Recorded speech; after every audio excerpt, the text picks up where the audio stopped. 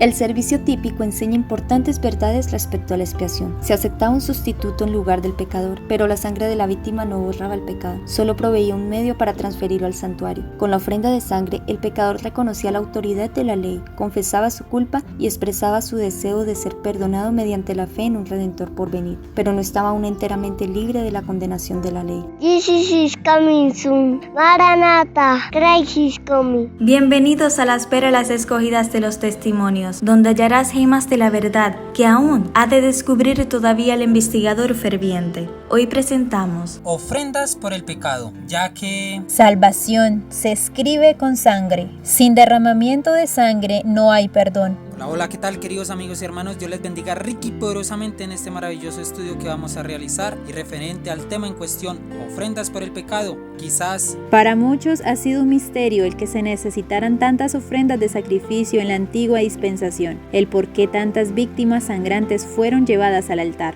Pero la gran verdad que debía mantenerse delante de los hombres e imprimirse en su mente y corazón era esta: sin derramamiento de sangre no se hace remisión. Sin derramamiento de sangre no se hace remisión. Amén por esta gloriosa verdad, y es la que debe estar estampada en nuestros corazones, ya que la sangre de los animales debía relacionarse en la mente de los pecadores con la sangre del Hijo de Dios. La muerte de la víctima debía ser una evidencia para todos que el castigo del pecado es la muerte. El castigo del pecado es la muerte. Así que en la antigua dispensación, las ofrendas de sacrificio eran una representación de la muerte del Hijo de Dios por el pecado del hombre, el cual merecía la muerte. Pero mediante el acto del sacrificio, el pecador reconocía su culpa y manifestaba su fe, por cuyo intermedio proveía el inmenso y perfecto sacrificio del Hijo de Dios, prefigurado por las ofrendas de animales. Sin la expiación provista por el Hijo de Dios, no podría haber derramamiento de bendiciones o salvación por parte de Dios con respecto al hombre. El Señor es celoso del honor de su ley. Su transgresión produjo una espantosa separación entre el Padre y el hombre. Por tal motivo, al hombre caído le fue revelado el plan de infinito sacrificio por el cual se lograría la salvación. Nada sino la muerte del amado Hijo de Dios, podía expiar el pecado del hombre, y Adán se maravilló por la bondad de Dios al proporcionar tal rescate por el pecador. ¡Wow! Mirad, oh transgresor de la ley, qué amor, qué inmenso amor nos ha dado Dios al darnos esta bendita esperanza. Qué maravillosa la bondad del Ser Supremo, que por medio de la muerte de su Hijo, nosotros somos rescatados. Y fue así como, mediante el establecimiento de un sistema simbólico de sacrificios y ofrendas, la muerte de Cristo había de estar siempre delante del hombre culpable, para que pudiera comprender mejor la naturaleza del pecado, los resultados de la transgresión y el mérito de la ofrenda divina. ¡Wow! Y era así como mediante este acto de tomar una vida inocente, el hombre contemplaba los frutos de su pecado, a saber que, al darle muerte a la víctima inocente por su propia mano, le parecía que estaba derramando con su propia mano la sangre del inocente Hijo de Dios, a quien esa víctima prefiguraba y moriría en favor del hombre. Por lo tanto, queridos amigos y hermanos, veamos cómo día tras día el pecador arrepentido llevaba su ofrenda a la puerta del tabernáculo y, poniendo la mano sobre la cabeza de la víctima, confesaba sus pecados, transfiriéndolos así figurativamente de sí mismo a la víctima inocente. Luego se mataba el animal. Sin derramamiento de sangre, dice el apóstol, no hay remisión de pecados. La vida de la carne en la sangre está. La ley de Dios quebrantada exigía la vida del transgresor. La sangre que representaba la vida comprometida del pecador, cuya culpa cargaba la víctima, la llevaba el sacerdote al lugar santo y la salpicaba ante el velo, detrás del cual estaba el arca que contenía la ley que el pecador había transgredido. Mediante esta ceremonia, el pecado era transferido figurativamente por intermedio de la sangre al santuario. En ciertos casos, la sangre no era llevada al lugar santo, pero el sacerdote debía entonces comer la carne, como Moisés lo había mandado a los hijos de Aarón, diciendo: dióla él a vosotros para llevar la iniquidad de la congregación. Ambas ceremonias simbolizaban por igual la transferencia del pecado del penitente al santuario. Y era así como por medio de estas dos ceremonias el pecador arrepentido era aceptado en lugar del sustituto. Pero la sangre de la víctima no borraba el pecado, solo proveía un medio para transferirlo al santuario. Con la ofrenda de sangre, el pecador reconocía la autoridad de la ley, confesaba su culpa y expresaba su deseo de de ser perdonado mediante la fe en un Redentor por venir, pero no estaba aún enteramente libre de la condenación de la ley. Asimismo, La sangre de Cristo, ofrecida en beneficio de los creyentes arrepentidos, les aseguraba perdón y aceptación cerca del Padre, pero no obstante sus pecados permanecían inscritos en los libros de registro. Como en el servicio típico había una obra de expiación al fin del año, así también antes de que la obra de Cristo para la redención de los hombres se complete, queda por hacer una obra de expiación para quitar el pecado del santuario. Este es el servicio que empezó cuando terminaron los 2300 días. ¡wow! ¡Qué maravilloso es ver y entender, queridos amigos y hermanos, cómo el sacrificio real de las ofrendas por el pecado cumplen con la instrucción dada por Dios en el pasado a través de los símbolos efectuados en el sistema del santuario! Y es así como comprendemos que en ambos servicios, el típico y el real, la purificación debe efectuarse con sangre. En aquel con sangre de animales, en este con la sangre de Cristo. San Pablo dice que la razón por la cual esta purificación debe hacerse con sangre es porque sin derramamiento de sangre no hay remisión. La remisión, o sea el acto de quitar los pecados, es la obra que debe realizarse.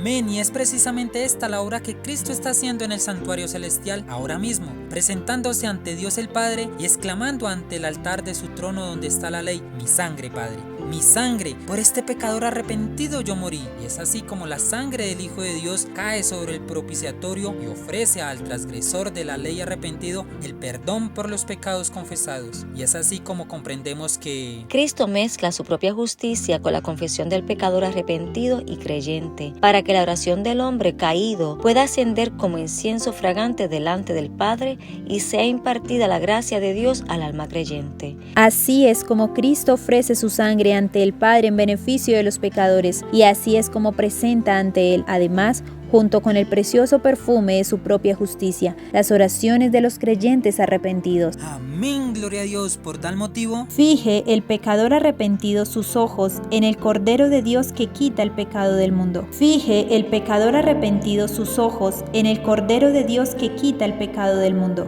amén, que así sea, queridos amigos y hermanos, puesto los ojos en aquel que es poderoso para limpiarnos del pecado y salvarnos de las inmundicias de la carne, ya que Nuestra culpabilidad nos aplastaría si tuviésemos que cargarla. Pero el que no cometió pecado tomó nuestro lugar, aunque no lo merecíamos, llevó nuestra iniquidad. así que ¿Le permitiréis estar a cuenta con vosotros? ¿Le entregaréis el cuidado de vuestra alma como un fiel creador? preguntas para meditar, ya que Si confesamos nuestros pecados, Dios es fiel y justo para perdonar nuestros pecados y limpiarnos de toda maldad. Verdad gloriosa, Él es justo con su propia ley. y es a la vez el justificador de todos los que creen en Jesús, ¿Qué Dios como tú que perdona la maldad, y olvida el pecado del remanente de su heredad? No retuvo para siempre su enojo. porque se deleita en misericordia. amén, que Dios como Él, que es grande en misericordia, tardo para la ira y grande en benignidad, que limpia y perdona toda maldad que fuese confesada y que contra Él se hubiese ejecutado, ya que Cristo pagó por la culpabilidad de todo el mundo, y todo el que venga a Dios por fe recibirá la justicia de Cristo, quien llevó Él mismo nuestros pecados en su cuerpo sobre el madero, para que nosotros, estando muertos a los pecados, vivamos a la justicia, y por cuya herida fuiste sanados. Nuestro pecado ha sido expiado, puesto a un lado, arrojado a lo profundo de la mar. Mediante el arrepentimiento y la fe somos liberados del pecado y contemplamos al Señor nuestra justicia. Jesús sufrió,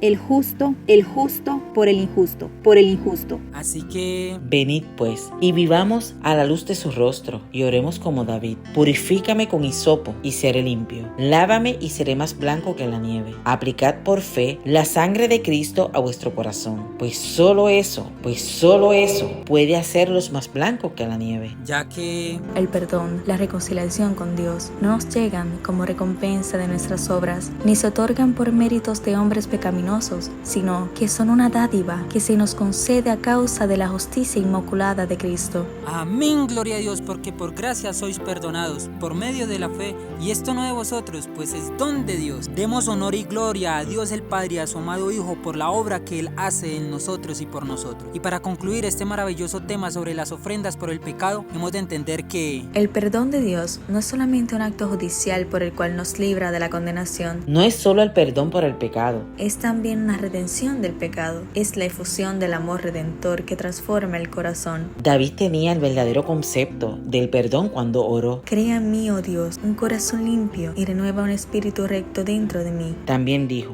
cuanto está lejos el oriente del occidente, hizo alejar de nosotros nuestras rebeliones. Amén, gloria a Dios. En palabras de Cristo sería dicho: tus pecados te son perdonados, vete y no peques más. Por lo tanto, queridos amigos y hermanos, he aquí la perla de gran precio, la perla de gran valor, y es la de que... ¿Quién desea llegar al verdadero arrepentimiento? ¿Qué debe hacer?